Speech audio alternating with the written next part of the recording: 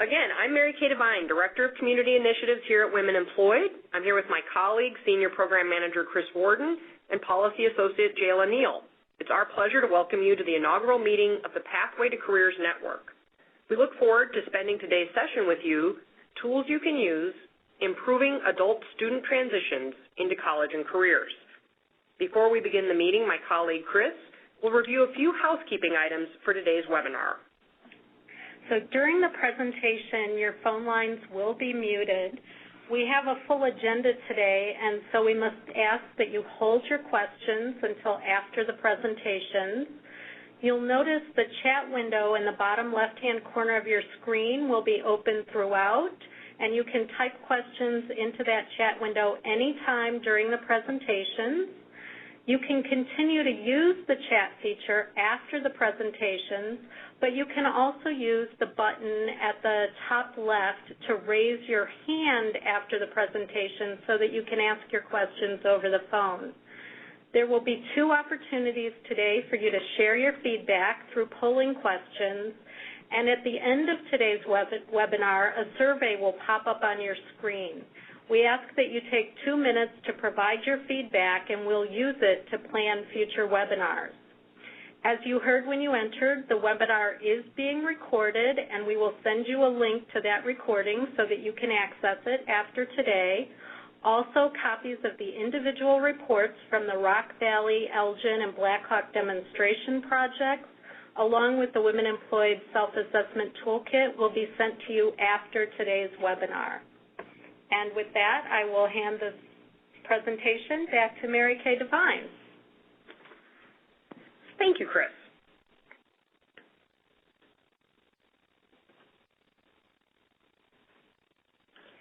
Before we dig into the focus of today's session on transition services, we want to frame the conversation on Illinois' urgent need to improve adult transitions into college and careers.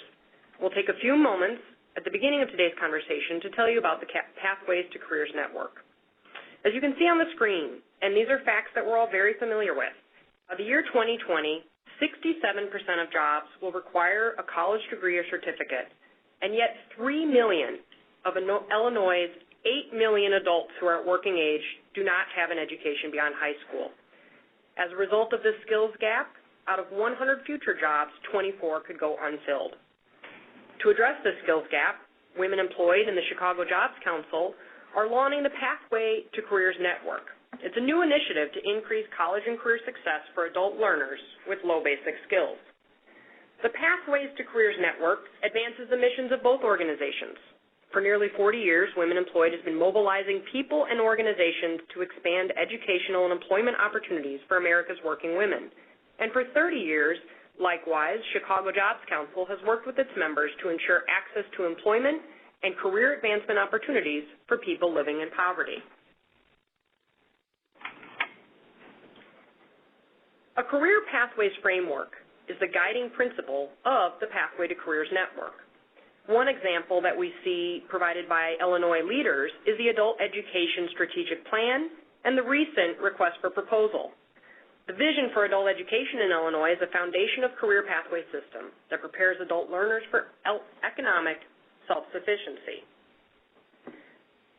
Some of the elements of a career pathway system that will ready adult learners for continuing education and employment include multiple entry points for all adult learners, accelerated learning options, industry-focused curricula that is contextualized and prepares learners for employment and careers, and obviously, the topic of today's session, support services and a transitional framework that accelerates student progress and completion. The Pathways to Careers Network promotes effective models that support successful transitions from low skills to college and careers. One of these models is bridge programs. Bridge programs prepare adults with limited academic or limited English skills to enter and succeed in credit-bearing post-secondary education and training, leading to career path employment in high-demand, middle, and high-skilled occupations. The three core elements of the Illinois Bridge Program definition are contextualized instruction that integrates basic reading, math, and language skills with industry occupation knowledge, career development that includes career exploration, career planning within a career area, and understanding the world of work.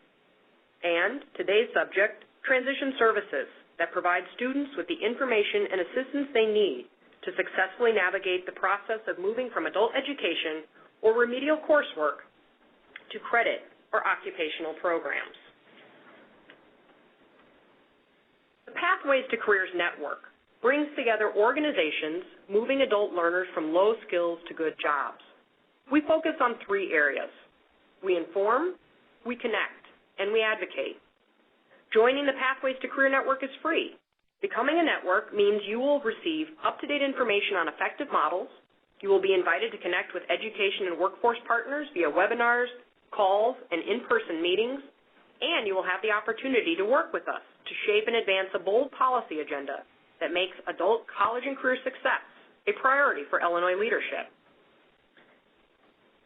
This next slide is the first interactive polling question for participants.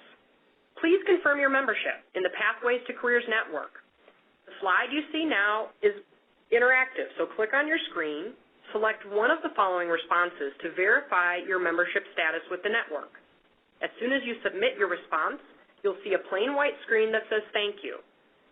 If you've already talked with me and you're signed up, click sign me up. If you think you're already on the list through a conversation or an email, let us know and we'll confirm your status. And if you'd like to learn more and you want me to follow up with you later, please click the third choice. We'll leave the poll open for another minute so that everyone has a chance to respond.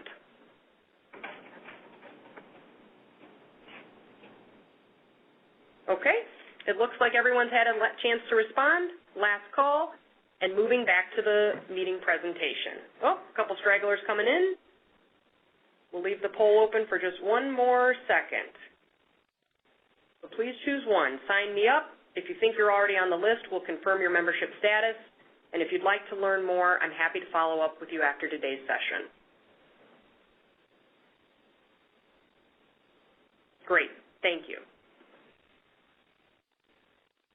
Today's session, tools you can use improving adult student transitions into college and careers, will focus on improving support services and educational programs for adult learners. Participants will hear key findings and recommendations from the Student Support Service Demonstration Project. You will learn about a self-assessment tool that you can use to assess your own local policies and programs so that you can identify practices and areas to improve your own student success. And we will, as a group, identify and prioritize future content for the Pathways to Careers Network. Before I introduce today's presenters, from Blackhawk, Elgin, and Rock Valley Colleges, let me say a few words about the Student Support Service Demonstration Project. In fiscal year 2011, the Illinois Community College Board selected 3 colleges to participate in the project. The target population of this project was adult education, developmental education, and career and technical education students. To achieve successful transitions to credit-bearing courses, these providers, along with colleges, must collaborate to create a support services network that will enhance and foster success of this student population in the attainment of certificates and degrees.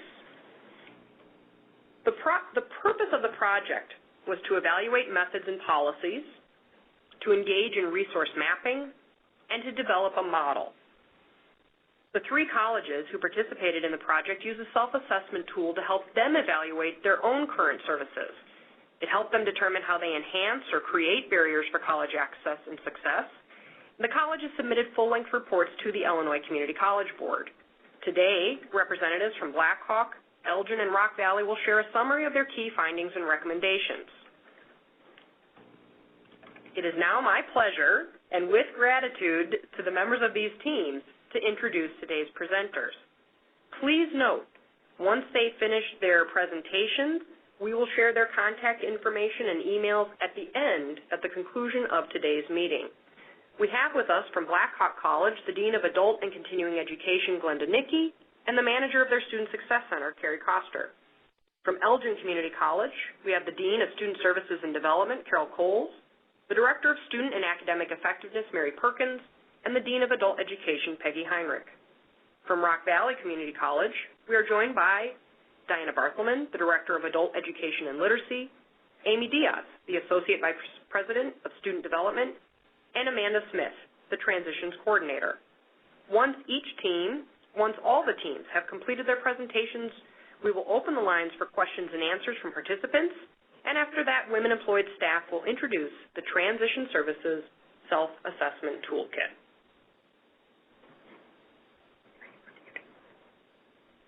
First, we will start with Blackhawk College.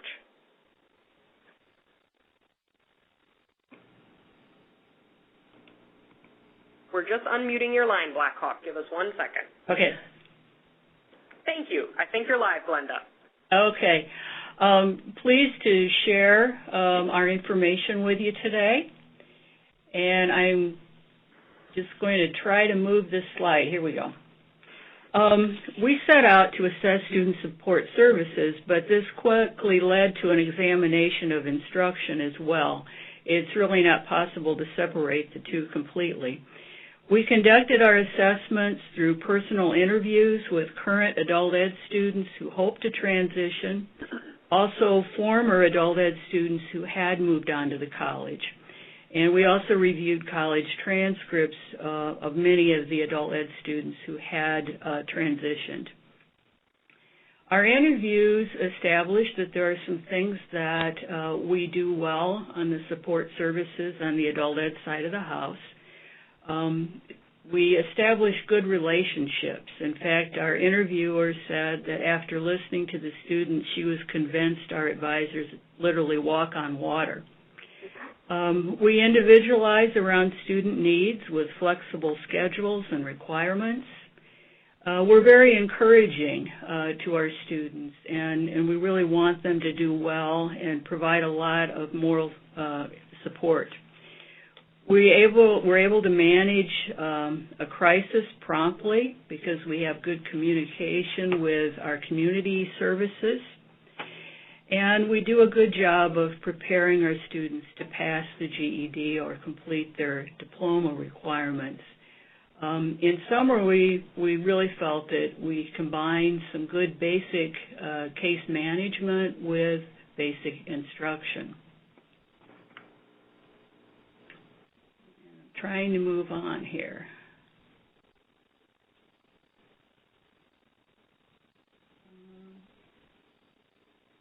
Here we go.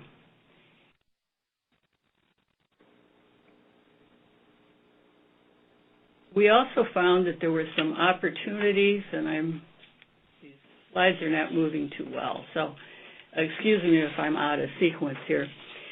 There were some opportunities that we found as well.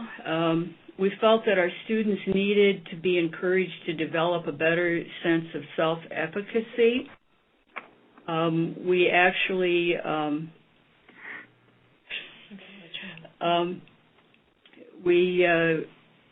want them to rely on our advisors, but not to rely on them exclusively. We thought we could do a good job of developing some pre-orientations to better prepare them for the college orientation. Our students needed some very basic information, and we could help them learn some of the college vocabulary, know what questions to ask when they went to the college orientation, and so on. We could see a need to develop even more career exploration within our classes so that students could see the relevance of the classes that they were signing up for. The Bridge programs taught us the benefit of cohorts, and so looking even when we don't have a Bridge program going on to really encourage students to give each other peer support as they move on. Some practice on the compass to make sure that when they go in and take that test, we're getting accurate results on where their capabilities really are. And then looking at the instructional piece of things, of what we're presenting, moving beyond just preparing for the GED, but looking at what they're going to need to do in the college classes with some particular emphasis on computer literacy, math skills, and writing.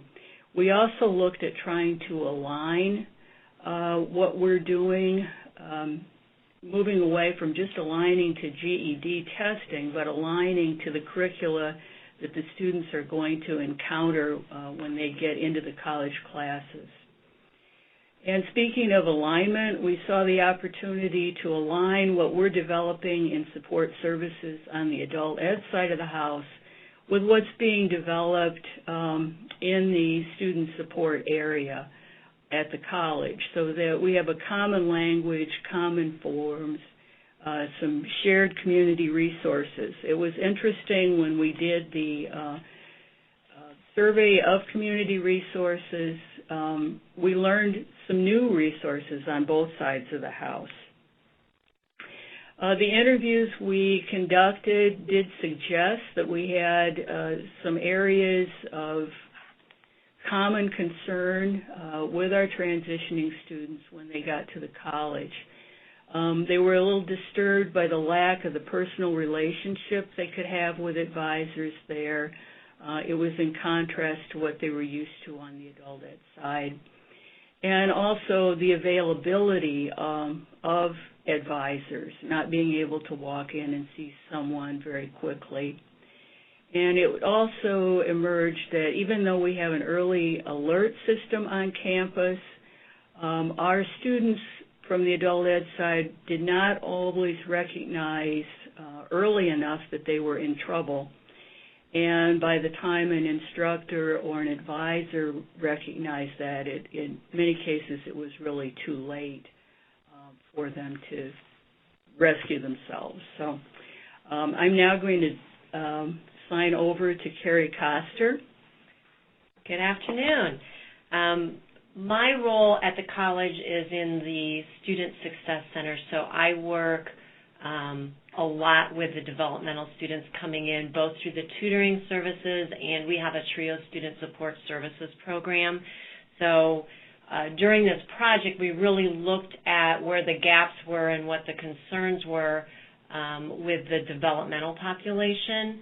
And I'm sure that many other colleges are seeing the same thing, that the students are really just coming in unprepared even to take the Compass placement test, and so therefore are not scoring well on that and maybe ending up in courses that they could have possibly tested out of had they been prepared. And as Glenda mentioned, they're working on the adult education side to provide that preparation for students, but college students as a whole at Blackhawk do not have access other than through the ACT site for preparing for the Compass test. And so we're really looking at the needs of those students and how to educate and prepare them to come in and be placed appropriately in their courses.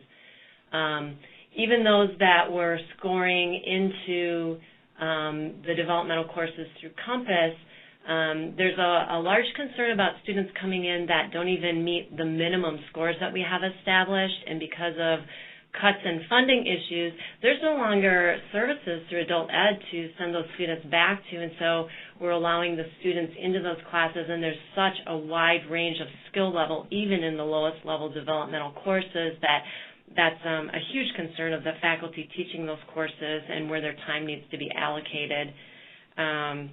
And then again, we see many students scoring into multiple areas, and I apologize for not bringing the current statistics, but students start scoring into all developmental, math, reading, and writing, and how do we deal with them and prepare them for the college level. There is a current developmental education committee on campus that Glenda referred to, looking at some of those issues and some initiatives. And we sort of tried to coordinate what that committee was working on with what we were doing with the demonstration project. Some things that have occurred since we went through the demonstration project, we're looking at a first-year initiative currently at Blackhawk College. Will not only address the needs of the developmental education students, but all students coming in, but we'll really start filling some of the gaps that we identified during the demonstration project. Students not knowing what they need to do, not being prepared, not knowing what the next step is. This is going to be a very progressive sequence for students where they will know at the end of each step what the next step is, and it will be built in as an expectation. And again, what we were seeing was that a lot of the students were coming in to the orientations and didn't have the information, the questions to ask, weren't prepared even for our Smart Start orientations that Glenda had referred to. So hopefully we will be providing that information before the students get to the next step so that they're prepared for those activities during those steps. We're not at this time going to require students to do things like the orientation and the group advising that I'm going to talk about in a little bit, but they're going to be built in as an expectation, and so hopefully when students arrive at Blackhawk or are transitioning from the adult ed programs, they'll know what the next step is and are just going to move through that process, hopefully intentionally. Let me go ahead to the next slide. So one of the things that we're looking at is an education plan for every student that comes in, very goal-focused. It will be a working tool for the students the entire time that they're on campus, whether they're in a career technical certificate program or working on a transfer associate's degree. This will be a big shift for our current advising department, and hopefully some of those gaps that were identified that the students were not identifying with the advisors and didn't feel that they were readily available. Hopefully this will start to fill some of that need for those students, because they will be working with assigned advisors in the near future, and will be working on a plan. They'll have strategies, they'll have their needs identified, timelines, whether they're in a certificate or in an associate's degree track, knowing what they need to complete, and they'll have somebody working with them and going over that plan with them on a regular basis to make sure that they're progressing to where they need to be. It will include a component on the career exploration, an assessment very closely linked with our career services. We use Discover and multiple other tools for that. And then transfer planning for those students who are pursuing an associate's degree. Another component, I think we just skipped over that slide, we are in process of creating an online orientation. Students will know ahead of time what the requirements are for Blackhawk for their program of study. They'll know how to use the college catalog. They'll be walked through that process. They'll have an understanding of their programs of study. They will get a very comprehensive overview of the support services. That was one thing that was identified during the demonstration grant, is that the students really didn't know the services exist, but they didn't know what those services were or how to access them. So hopefully we're going to be providing all this information to students prior to them actually enrolling in classes and starting their classes, so that they're prepared once they get to campus. The new student advising, the slide that's up right now, students will be, one of the steps in the process will be for them to go through group advising, and currently we assign students to Smart Start orientations based on specific needs. So we have one for athletes, we have one for students with disabilities. The expectation now will be that every student select a group that they fit into, and it might be that they're an undecided associate's degree, it might be that they're a career student, it might be that they are a student with disabilities, it might be that they're TRIO eligible. And those students then will meet with and hopefully be prepared to come into those group advising sessions and be ready to register. It'll just become a step in that process. And they will start building those relationships directly with the advisors at that time. So hopefully, again, it will fill some of those gaps that we identified. We'll put a couple of slides on there for some reason. The last one was the TRIO Student Support Services Program. Again, we do have a TRIO program. We also have Perkins services on campus, and I apologize for not adding that in, but we see these as models for working with students on a more college-wide basis, because they do create those relationships with the advisors. It combines the engagement, the support, and the transition services. Glenda referred to the change for the adult ed students coming in from a case management style setting, coming to the college and not having that. Our advising department is moving towards that a little more in sync with what we do in the TRIO Student Support Services program, where they will be working with students on an ongoing basis and managing those education plans. So hopefully we'll be working on some of those gaps that we were able to identify through this project. I want to say thank you to Glenda and Carrie. Thank you for sharing your information from Blackhawk and your experience with the demonstration project. We've seen a couple questions come in as you've been presenting on participants having access to the presentation after today's meeting. You will definitely have access. I'll make a quick comment. All three colleges offered to share their full-length reports. So at the end of today's session, at the participant survey, the three college reports as well as the Women Employed Transition Services Self-Assessment Toolkit will be attached as PDFs to the participant survey, so you can just download immediately upon the conclusion of today's session. And then we're currently building the Pathways to Careers Network webpage, and we anticipate that going live in the next few weeks.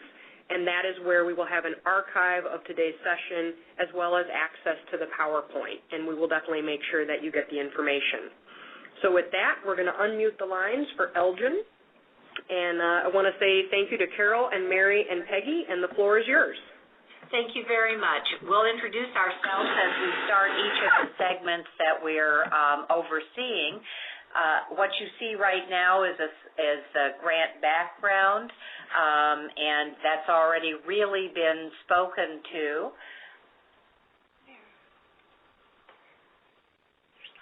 I think we're having a little technical difficulty right now. Just a second. That's all right, girl. You're among friends. Yes, yes. So what I would point out then is that we had over 25 people from adult education, English as a second language, developmental education, and student services that met together regularly, and that was one of the great values of participating in the grant-funded project, was to really begin to build community. Our assessment was done using the vehicle provided by the National Center on Education and the Economy's Guide to Adult Education for work, transforming adult education to grow a skilled workforce. So what we'll be doing is showing you 7 benchmark areas that we focused on, and there'll be a short summary of what Elgin Community College has put into place in reference to each of these. In terms of program design strengths, we note that we do provide clear pathways at point of entry and advancement to post-secondary programs and employment. In terms of curriculum and instruction strengths, we wanted to look at whether we ensured curricula includes basic and work readiness skills, and what we found were the items underneath this text. We also looked at utilizing the range of resources and instructional techniques and focused on the developing contextualized instruction and the IBEST model adoption. In our assessment and credentialing strengths, we wanted to ensure that we used effective diagnostic assessments of student proficiency and progress, and noted these strengths that are already in place. Identifying personal and academic barriers to progress for intervention, we noted that we do have an adult education transitions coordinator, and we do have mandatory placement testing.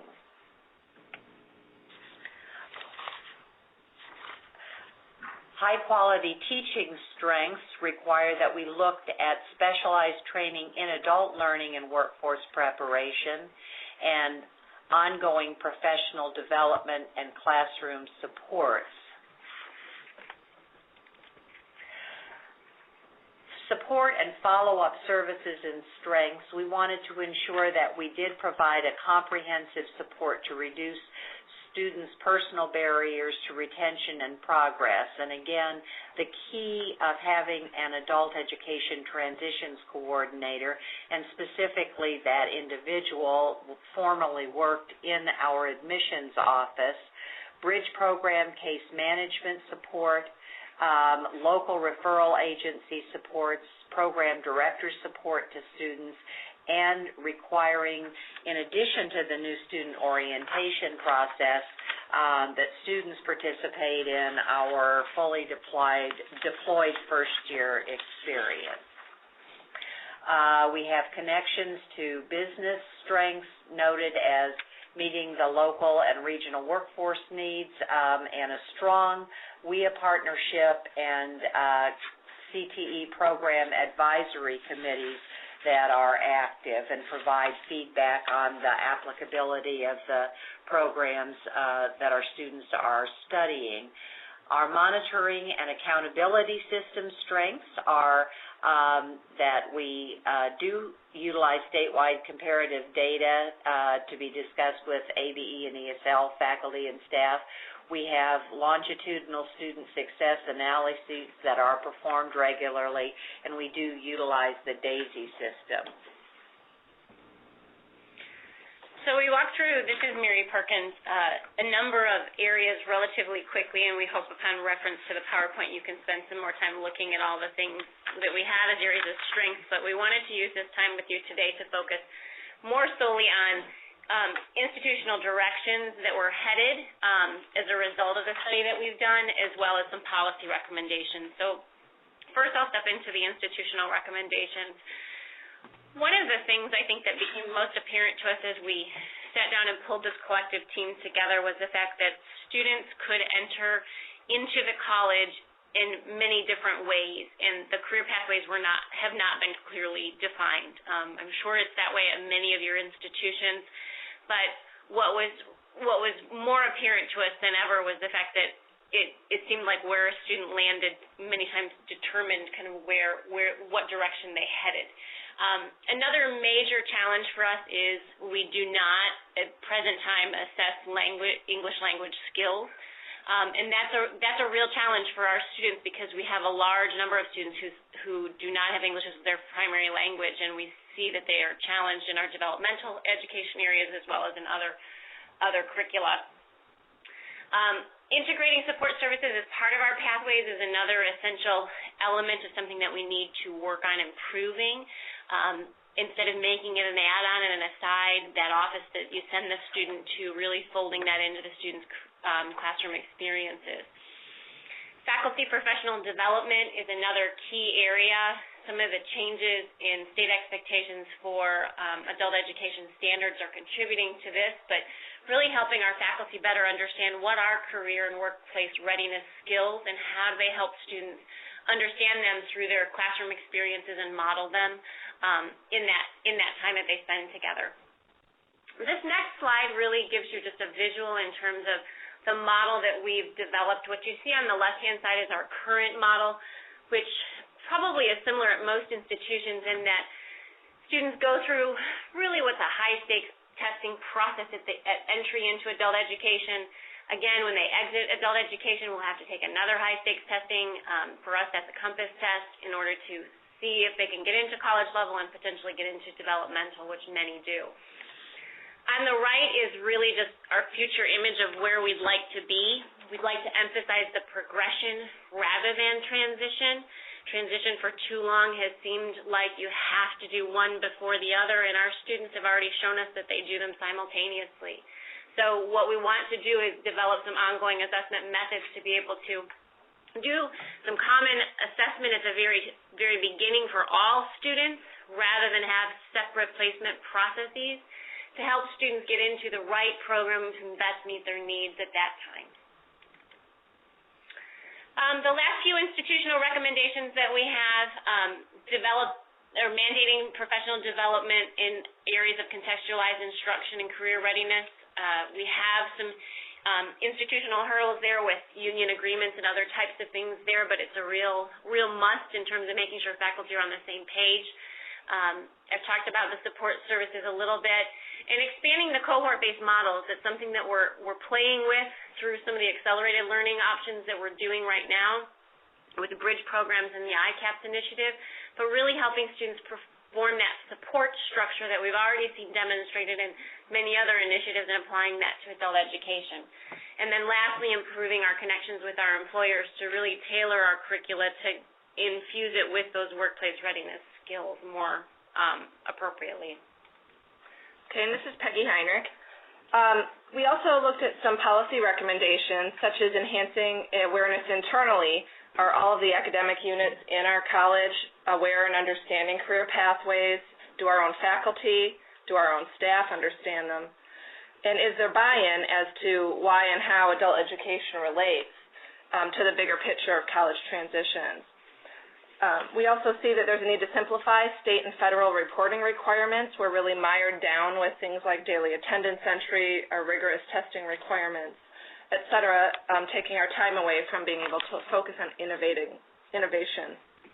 And providing incentives to institutions to move students through the career pathways, sort of from the top down, and showing institutions the carrot to making that kind of a commitment. And improving opportunities for financial assistance for our undocumented students and for those students who are soon losing their federal financial aid option through the removal of the ability to benefit option.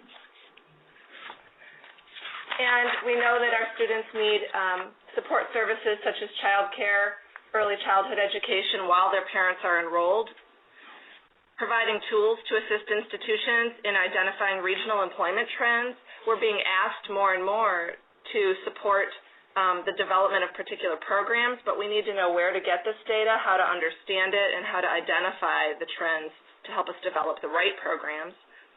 Streamlining curriculum approval processes in the community colleges is very slow, including the approval by committees prior to even the lengthy ICCB process. So trying to speed that process up so we can start programs sooner.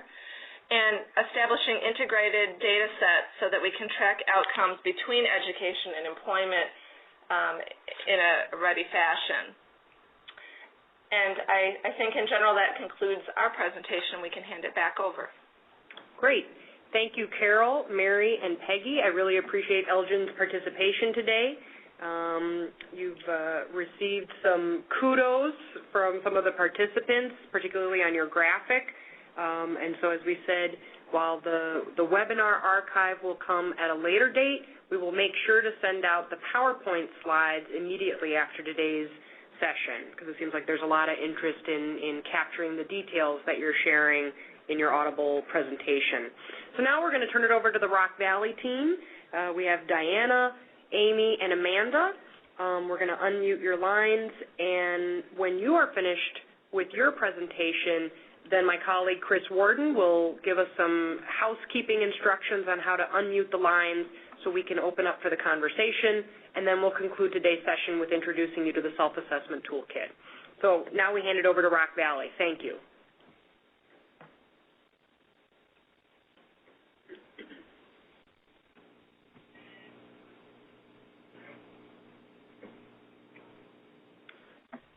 Diana, Amy, Amanda? Your lines are unmuted. Make sure that you don't have your mute button on your line. Amy, are you there?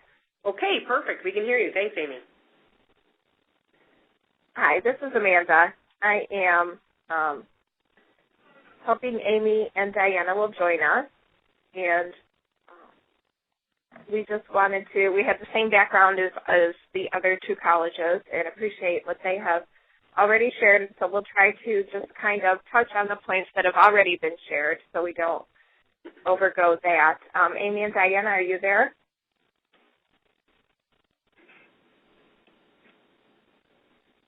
No? Okay. Then I will go ahead and begin sharing that as the adult ed component, we kind of had to go through and modify how we were looking at our whole process, and we began by making our adult ed component a two-part enrollment process where we incorporated, as did I believe Blackhawk, the orientation into the beginning of our enrollment so that the students right away would begin to understand that this is definitely a commitment they are making to the program, and it also gave us some extra time to discuss with them some ideas about the future. We also had to modify our curriculum and staff development And then we continued on with the transitions component of our model in that we offered some workshops and other pre-college activities.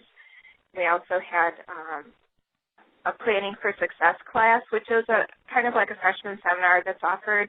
We're doing it as a credit and escrow for our students, and we also have implemented a transitions team approach between our adult ed transitions coordinator and a dedicated academic advisor at each of our campuses.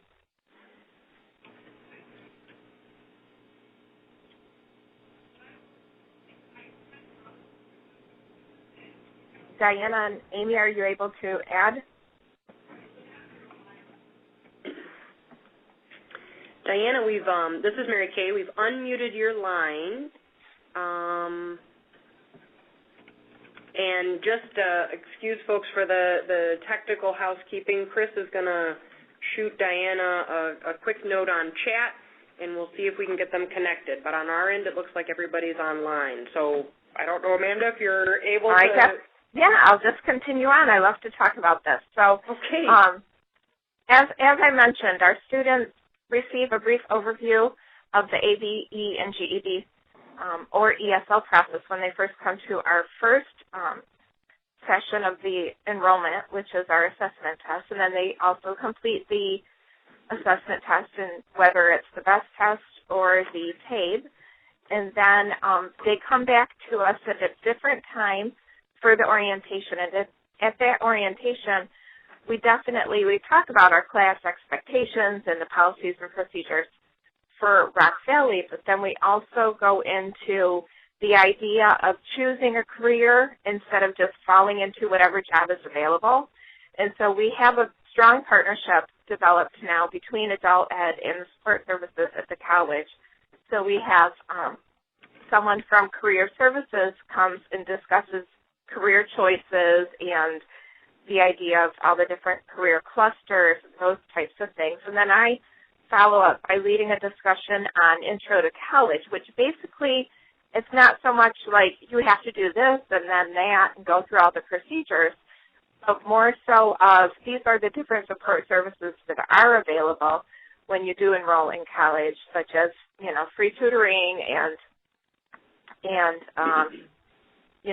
the writing lab or the math lab, and just different ways that there are people there that are going to help them go through, because as has been mentioned previously, oftentimes our students get a lot of the assistance in adult ed and then kind of feel a little bit lost, and so we wanted them to understand that they are not going to be lost.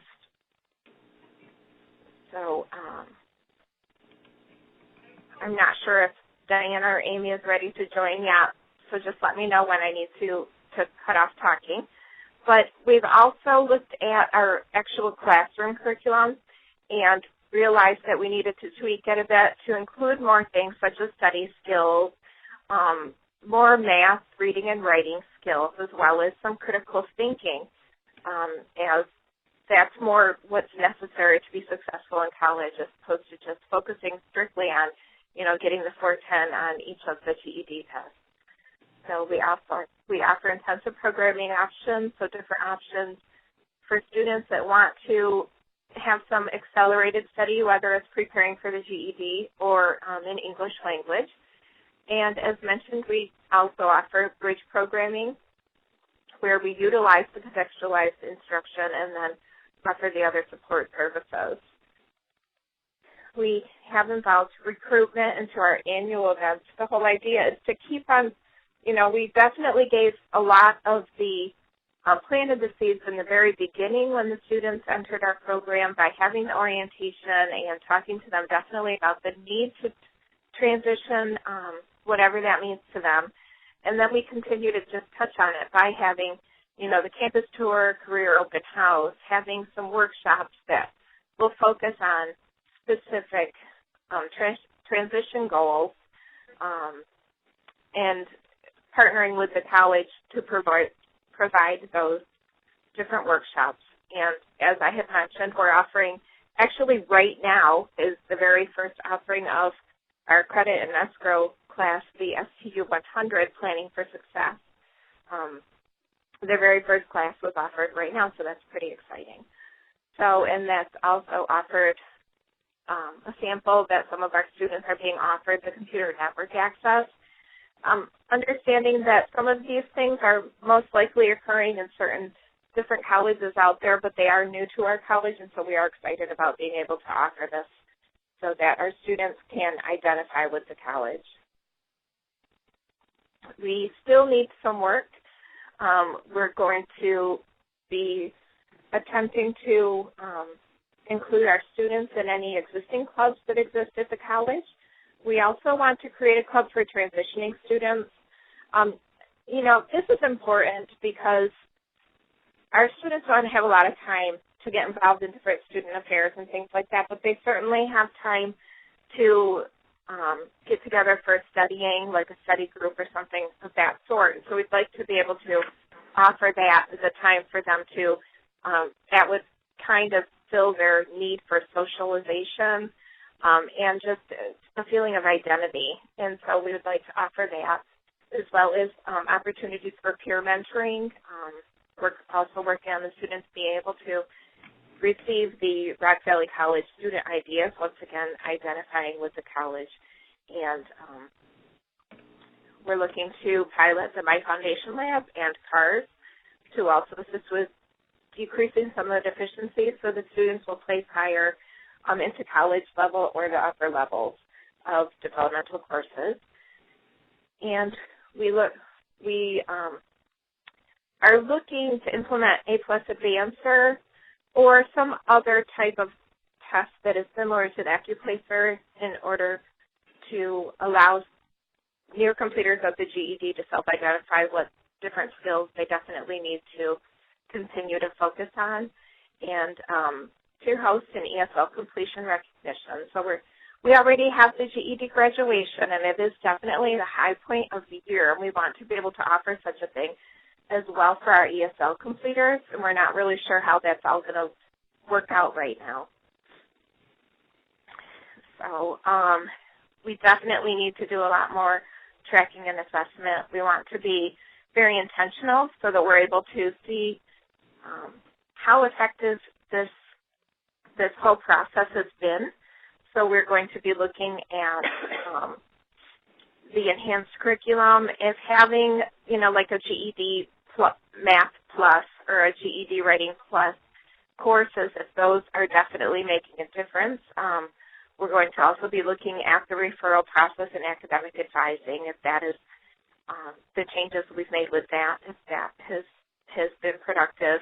The STU 100 course outcomes, student performance indicators, and just our all-around data collection process definitely needs to be improved. And we are currently, of course, seeking some additional grant funding to help us so that we're able to implement more.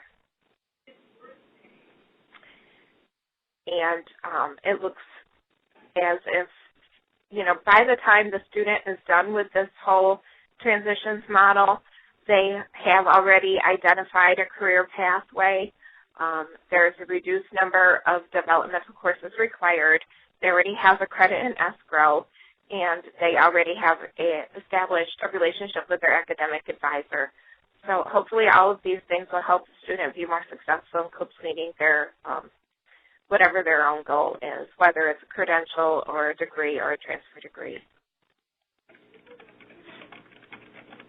Okay, thank you, Amanda. Well, sure. Diana and Amy? All right. Well, no one's ever been part of a good PowerPoint without some technological challenge. So we're just keeping true to form. Well, I wanted to say thank you. My colleague Chris is working on one more technical attempt to connect Diana and Amy and make sure their phone lines are live. But I want to say thank you to our presenters from Blackhawk, Elgin, and Rock Valley. We will make sure to share your information with all the participants from today's meeting. I'm going to hand it over to my colleague Chris, who's just going to review a few audio prompts so that we can open the lines and have a few minutes of conversation. And then Women Employed staff will finish the meeting by introducing the Transition Services Self-Assessment Toolkit, walking you through how you can use that resource, and then we'll conclude today's session with a very brief survey. Thank you, Chris. Thank you. I see that Lisa H. has had her hand up for a while. She has a question, and I'm sure there are many others. So if you would please, if you have a question, hit *6 on your telephone. That will unmute your line. And when you finish with your question, you will we'll remind you to hit *7 to remute your line. In the meantime, we do have the two other presenters from Rock Valley on the line. For some reason, they are able to hear us, and we are not able to hear them. So if you have questions, and we are going to ask them if they have additional responses, perhaps they can type those into chat, and we will continue to try to get them live on the line, but in the meantime, we can at least share their responses.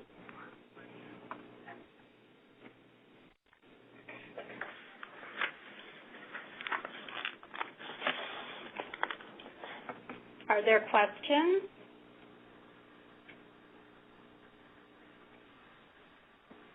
Well, I see that Jill Blair had a comment about the Rock Valley presentation that she just heard.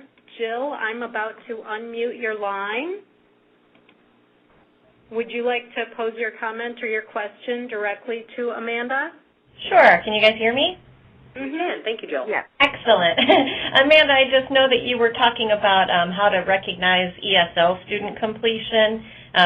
Amanda actually used to work here at Heartland, so you might remember when we did the ESL potluck.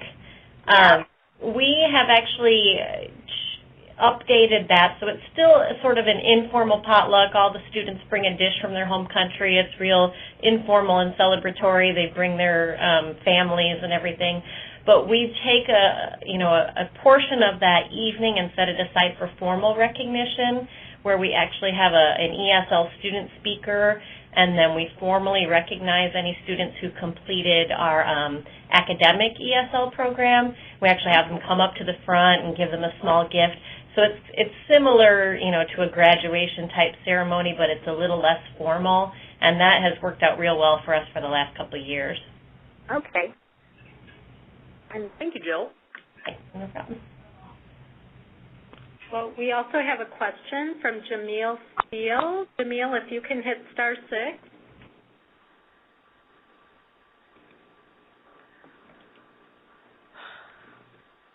No, we do not have Jamil near the line. Lynn Burkett, I see that your line is open. You can go ahead with your question.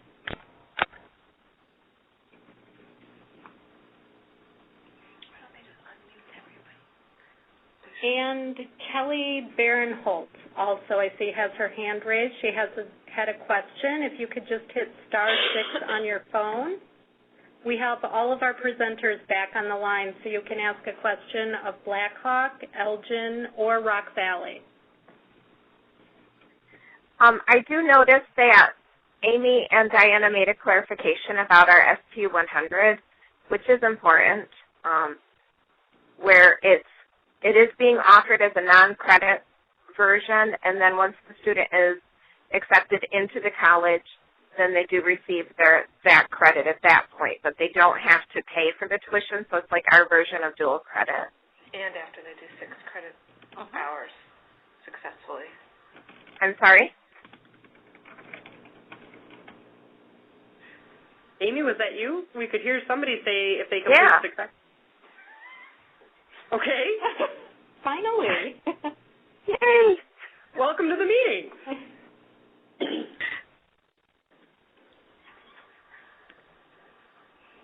And do we have a question from Kelly Barinholt?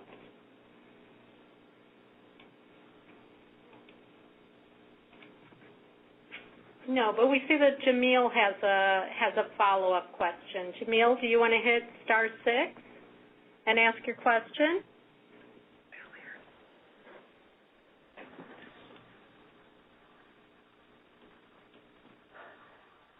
If anyone is using their computer, you can also speak directly into your computer audio system. I know some folks have microphones built in, and so if you did not dial in, you don't need to hit 6. You could just use your computer microphone. Okay, and Valerie Harris, I've unmuted your line if you'd like to pose your question. My question is thank you. I think Blackhawk, they said that all students complete or have an education plan, and I'm wondering, was that all developmental and adult education students, or which all students? Actually, we're just in the process of creating that. We do education plans in the TRIO program, and by fall, all students coming in will be expected to meet with an advisor during the first semester to create an education plan. So it will be an expectation for all Blackhawk College students, but what we see is it will really fill a gap for our developmental students who really need that focus and direction, and somebody that they can connect with and sort of build a relationship with as they progress through their curriculum. Oh, so all students, so every student that sees an advisor will have an education plan? Yes, yes. It's part of our new first-year experience process. So all first-year students? And actually all students, we'll grandfather in all of our existing students. A lot of them are beginning that process with their advisors now. They've created a tool, and it's all in its infancy in determining where that's going to be housed. We don't want to just have a paper copy that the student will end up misplacing at some point over the years. So it's kind of just all occurring right now, but the expectation is that ongoing current students will be developing those plans now, and then as new students are enrolling and going through our new STEP process, that they will be meeting with their advisor during the first semester to create that plan. Well, we had another question come in via chat, and this was Kelly's question. She said she loves the idea of transition workshops, but she would like to know how and when they are implemented. We offer our transition workshops. We currently run about 3 workshops a semester, and we offer them both. Each of them is offered both during the daytime and the evening because we have students that have such busy schedules. So we wanted it to be available at both times, and we rotate them throughout our 3 different campuses so that the location is easier for students at certain times. And it's kind of, we're just completing our first full year of offering these workshops. We've offered career exploration where they actually completed an assessment. We have had study skills and time management and financial aid completion. We've also had a time where we just reserved the testing center so all of our students could take the AccuPlacer at the same time, so it would be a little bit less intimidating. And actually next week we're going to be offering some basic computer skills training because that is becoming so important. So either someone from our staff presents the materials or someone from the student support services. I wanted to mention at Elgin, we tackle this a little bit differently through classroom presentations provided by our transitions coordinator. So instead of set-aside workshops, she's visiting the classrooms of all of the levels that are transition ready to offer a presentation on financial aid and the pathways within the college and the application process. It's similar to the way we do it at Blackhawk as well. We also do that with the ESL students that are transitioning. Well, it doesn't look like we have any other questions in chat. Oh, Jennifer Foster just raised her hand. So this will be our final question. We realize it is 1 o'clock, but we promise that the conclusion of the meeting is probably another 5 minutes, so if people are able to stay on the line and stay on the web, we'd ask you to complete today's session with us. But before we move on to the self-assessment toolkit, let's answer Jennifer Foster's question. And Jennifer, your line is open. Hello? Hi, Jennifer. We can hear you. Hi. I've heard a lot of discussion, and I just want to say that all 3 of your projects are wonderful. It's just wonderful to see how it all just sort of came together. You have a lot of partnerships that you've built across all of your different colleges.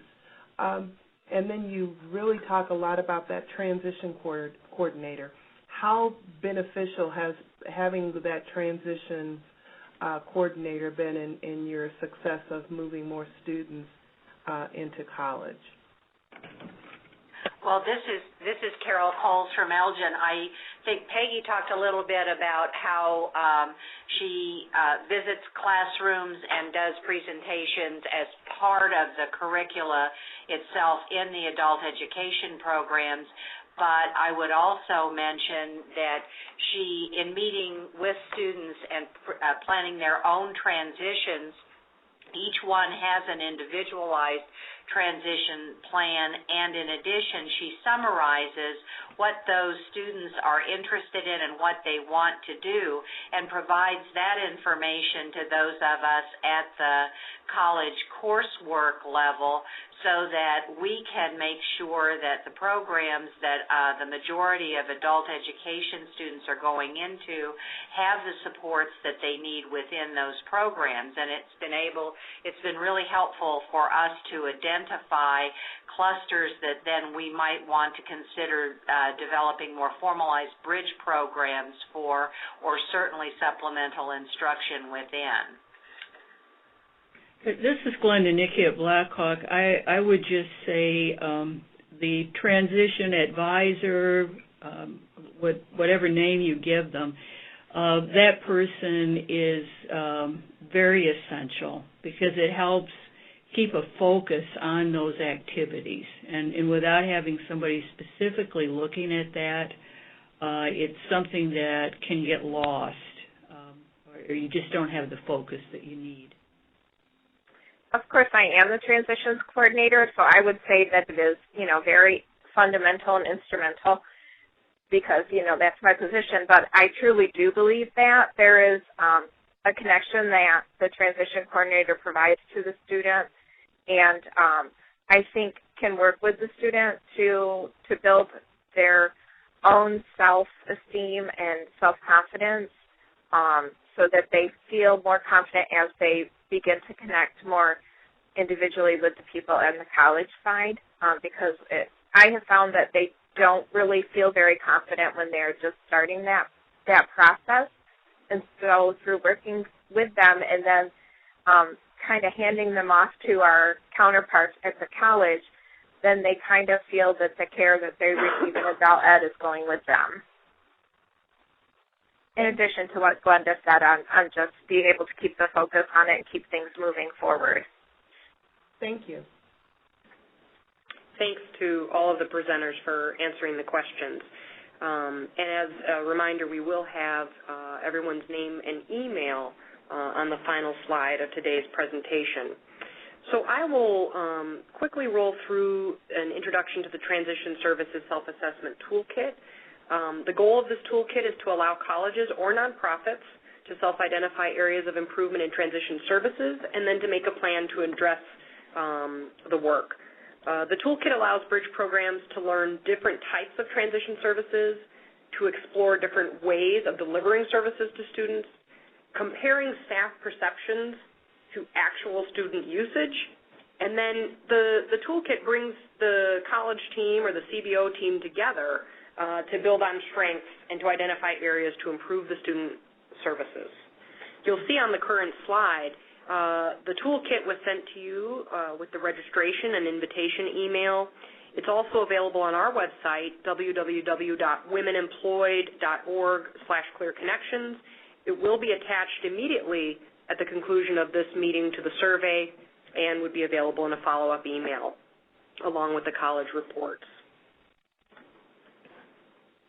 The self-assessment toolkit has 3 sections. The first is a team survey, the second is a usage evaluation, and the third is the actual improvement plan. And this slide that you'll receive later just sort of lays out a quick how to use the self-assessment toolkit. The first document in the Transition Services Self-Assessment Toolkit is the team survey. Bridge providers are encouraged to assemble a team of administrators, faculty or teachers, and staff leaders, including those who work directly with Bridge students and those working on supportive services or research and institutional effectiveness.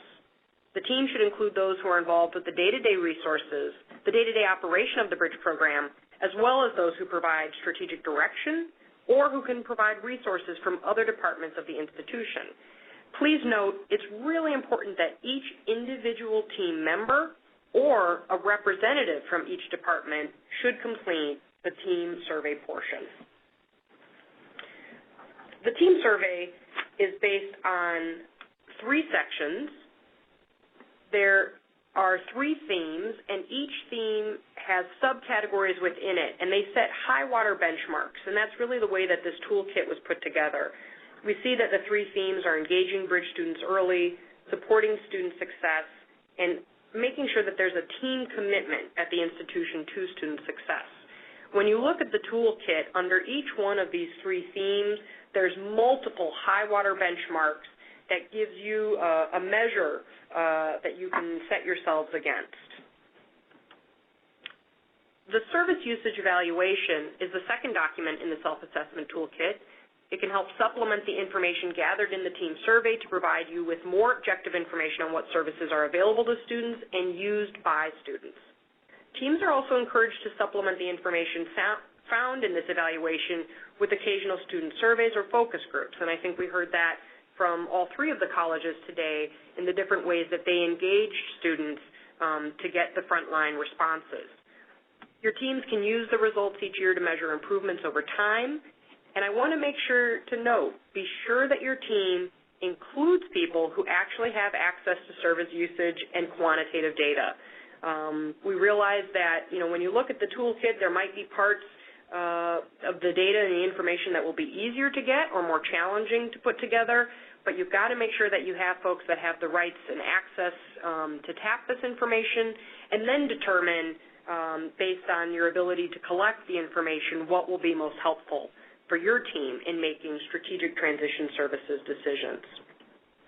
Finally, the last section of the self-assessment toolkit is a service improvement plan. You can use the results of the team survey and the service usage evaluation and discuss Bridge program strengths and come to a consensus on the areas that you want to identify for improvement.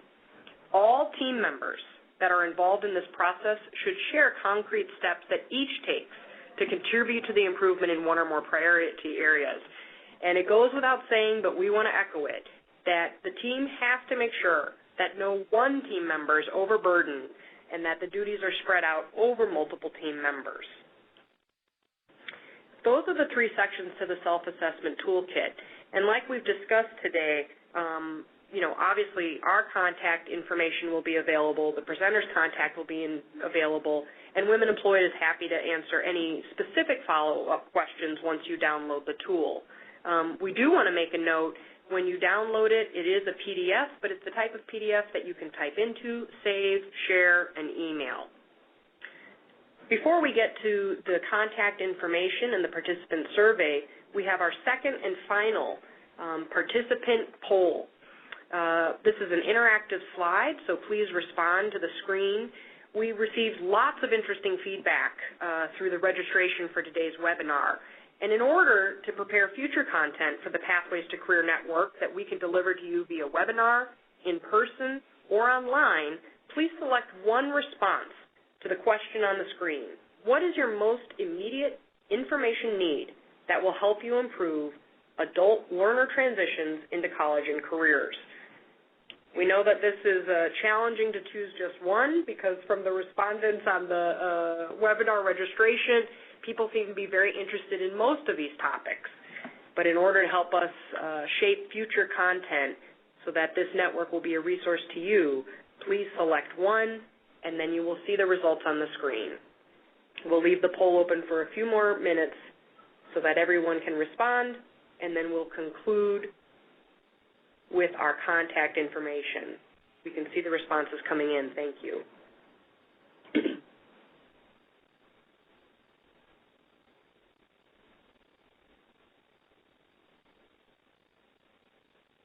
Okay, if there's anyone that hasn't responded, please take a moment now to select one. What is your most immediate information need to help you improve adult learner transitions into college and careers?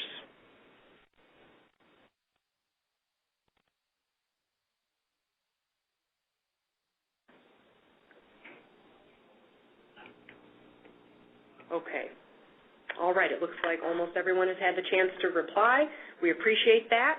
As you can see the results on your screen, effective strategies and best practices and funding streams, surprise to no one, are two of the priorities. And so we will definitely take those two responses as well as the others into consideration when we reach out to network partners to shape future content.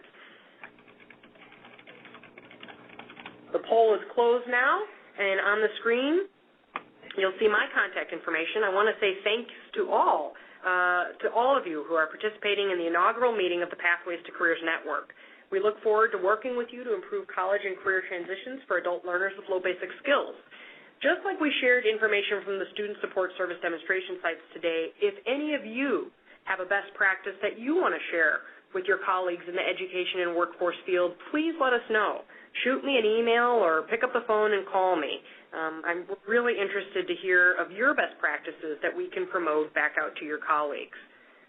Please note, as I said, that the self-assessment toolkit and the Student Support Service demonstration projects will be attached to the participant survey that you'll see at the end of the meeting, and we'll also make sure that you receive them via email, and they will be available soon on the Pathways to Careers Network webpage.